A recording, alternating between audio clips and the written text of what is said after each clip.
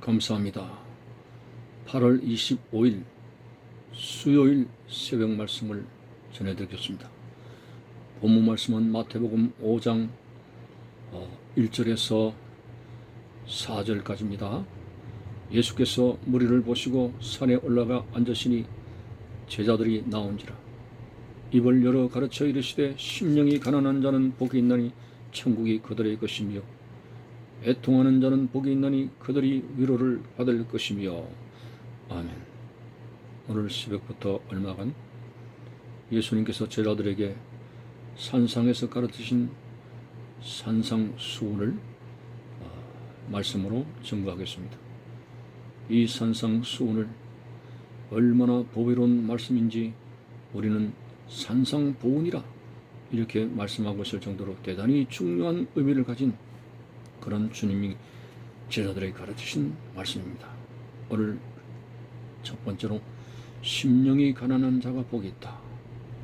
그건 두말할 것도 없이 천국이 저희 것입니다. 그만큼 이 산상보훈 중에 첫째 가는 말씀이 바로 심령이 가난해야 된다는 말씀이며 이것은 바로 천국에 들어갈 수 있을 만큼 중요한 메시지로 주님께서 가르쳤습니다. 심령이 가난하다. 이거는 물질적인 가난을 의미하는 것이 아닙니다. 물질적으로 가난하게 살아도 고집 센 사람 많고 혈기 있는 사람 많고 정욕적으로 살아가는 사람 많고 하나님을 거역하는 사람 많습니다. 물질적인 가난을 두고 이야기하는 것이 아니라 심령이 가난하다. 심령이 가난하다. 심령이 상했다. 심령이 비어있다. 이 말씀의 요지는 한마디로 자신이 죄인된 것을 인정하고 철저하게 우리 낮아짐의 원리를 알고 하나님 앞에 부부할 수 있는 그런 마음의 자세를 가지는 것을 말합니다. 이와 반대로 심령이 교만하다고 하는 것은 굉장히 심령이 부하다는 것은 굉장히 교만하여 하나님을 부정하게 되고 자신을 나타내는 어리석은 심령 상태를 이야기하는 것이죠. 참으로 베드로서는 이런 관점에서 겸손으로 허리를 동이라, 교만한 마음이 삐져나오지 않도록 허리를 겸손으로 동이라고 할 정도로 하나님의 긍휼을 받을 수 있고 하나님의 서신의 일꾼이 될 수 있고 하나님의 인정을 받을 수 있는 것은 겸손하게 살아가는 것, 심령이 가라는 것 대단히 중요합니다. 죽을 때까지 여러분 심령이 부풀어서는 안 됩니다. 심령이 교만한 늪에 빠져서는 안 됩니다. 심령이 자만해서는 안 됩니다. 심령이 참으로 낮아져서 하나님 내 자신이 죄인이라고 하는 것과 벌레마도 못한 생각과 그것으로 해서 죽을 수밖에 없다는 사실을 우리는 인정하는 것과 욕심이 잉태한 적 죄를 낳고 죄가 장성한 적 죽음이 된다는 죽음으로 가는 그런 허무한 존재라고 하는 사실을 깨닫고 철저하게 영생을 주시기로 독생자 예수를 예비하신 하나님께 의지하고 예수의 피를 의지하는 그런 심령이 가난한 자, 오늘 그 사람은 복 있는 사람이라고 했고 천국으로 들어가는 그런 사람이라고 했습니다. 여러분, 저 바리새인, 교만했던 바리새인과 세리의 기도를 다시 한번 말씀드립니다. 바리새인은 물론 일주일에 금식을 하고 11조를 드리고 종교의 법을 지켜나가는 그러한 사람입니다. 엘리트한 사람이 될 수가 있겠죠. 그런데 그 기도하는 말을 보십시오. 저 앞에서 기도하는 세리를 이제 비교하면서 나는 저 따위 세리와 같이 아니하고 하면서 아주 사람을 무시하는 그리고 자신을 높이는 그러한 교만 추태를 보였습니다. 11조를 하니 금식을 하니 여러분 우리가 가끔 그런 오류를 범할 수가 있습니다. 새벽 기도를 안 빠지게 나오고 11조를 철저히 하게 되고 금식까지 이제 해서 정말 금상첨화의 귀한 신앙생활을 이룹니다마는 그러나 그것이 결코 천번만번을 지켜나간데도 그것이 나의 의를 이루는 것이 아닙니다. 예수 그리스도의 피를 통해서 의로워진 우리들이 하나님 앞에 더 나가려고 하는 감사하고 애절한 마음속에서 금식하고 그리고 11조를 드리고 새벽기도 하는 것이지 그것 자체가 다른 사람보다 나를 낫게 하는 어려움이 될 수가 없습니다. 나를 어렵게 하시는 것은 예수 그리스도의 십자가에서 흘리신 피밖에 없습니다. 그것을 우리가 인정하고 오늘 신앙생활에 좀 더 나은 그런 행위들이 나의 의가 되어서 그렇지 못한 사람을 멸시하는 바리새인의 오만한 자리에 나갈까 두려워해야 됩니다. 여러분, 오늘 우리는 넉을 잊지 말아야 됩니다. 심령의 가난을 가져야 됩니다. 주님의 피가 아니고는 나는 설 수가 없습니다.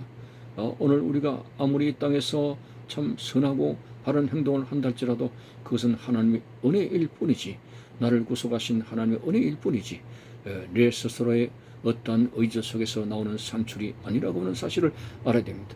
심령이 가난한 자는 복이 있나니 천국이 그들의 것이며, 그리고 두 번째는 4절에 보니까 애통하는 자는 복이 있나니 그들이 이제 위로를 받을 것이며, 물론 여기서 애통이라고 하는 것은 그냥 막무가내 슬퍼서 우는 것, 그것도 물론 하나님의 긍휼을 얻을 수가 있습니다만은, 하갈처럼 자식의 목마름을 두고 애통해하는 모습 속에도 천사가 나타나서 위로하셨습니다만은, 그러나 여기서 애통하는 그 본질, 그 중심은 바로 죄를 두고 애통하는 것입니다. 자기 자신이 지은 죄를 두고 가슴을 치면서 주님 잘못했습니다, 세리처럼 주여 나를 불쌍히 여겨 주시옵소서 라고 감히 말도 하지 못하면서 불쌍히 여겨달라고 하는 그 마음으로 가슴을 치고 그 눈물을 흘리는 그 애통을 말하고 있는 것입니다. 신세 타령을 말하는 것이 아니라 자기의 죄를 두고 하나님 앞에서 나를 용서해 주시고 하나님께 나아갈 수 있는 그런 은혜를 달라고 애통을 하게 될 때 하나님은 그러한 자들을 정죄하지 않습니다. 너희는 평소에 잘하지 그따위 식으로 죄를 지어놓고 이렇게 하지 않습니다.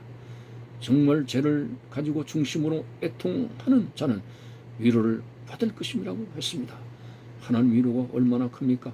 로뎀나무에 쓰러져서 이세벨의 협박에 이제 삶의 의미를 삶의 의지를 상실하게 되고 주여 내 생명을 거두어 가달라고 로뎀나무에 쓰러진 낙심한 그 엘리야에게 하나님께서 숯불에 구운 떡과 청량 음료로 힘을 주시고 위로해 주실 때 40일을 이제 주야로 걸어서 힘을 얻었던 이제 엘리야의 모습, 독수리의 날개치며 하늘로 올라가는 셈을 받을 것이라고 하는 하나님의 위로하심이 얼마나 우리에게 큽니까? 하나님의 위로하심이 얼마나 우리에게 큰 힘을 주고 있습니까? 참으로 우리는 하나님의 위로하심이 없이는 용기라고 하는 자체를 경험할 수가 없습니다.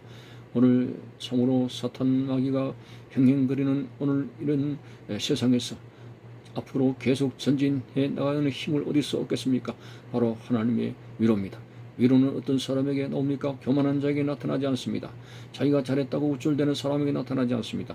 자기의 죄인됨을 인정하고 예수 그리스도의 피가 아니고는 용서받을 수 없다는 사실을 인정하며 애통하며 가슴을 치고 회개하는 중심으로 서 있는 사람에게 분명한 위로를 주님께서 보내시게 될 것이고, 그 아들 예수의 피가 우리를 정결하게 하실 것이라는 말씀대로 우리는 우리의 죄가 용서를 받게 될 것이며, 우리의 죄가 주홍같이 붉을지라도 양털같이 희게 되며 먹과같이 붉을지라도 흰 눈처럼 희게 되는 그런 역사가 나타나게 될 것이죠. 여러분, 참으로 우리는 교만한 심령 가져서는 안 됩니다. 마음이 부해서는 안 됩니다. 그것은 죽음으로 가는 그러한 척경이 되는 것입니다. 오늘 본문 말씀을 다시 읽어드립니다. 심령이 가난한 자는 복이 있나니 천국이 그들의 것이며 애통하는 자는 복이 있나니 그들이 위로를 받을 것이며, 느부갓네살 왕이 한 번은 왕궁을 그리면서 내가라고 했습니다. 그 바벨론 제국이 제국되게 하신 것은 죄인된 그 유다 백성들을 징계하는 채찍으로 사용하시기 위해서 제국으로 만들어 주셨는데, 그것을 모르고 내가라고 했을 때에 그때 느부갓네살은 왕자에서 내려져서 소처럼 들판에 가서 풀을 뜯는 정신병자가 되고 말았습니다. 여러분, 참으로 내가 하는 이러한 잘못된 착각에 빠져서는 안 됩니다. 우리는 입버릇처럼 주님이 나를 통해서 하셨습니다.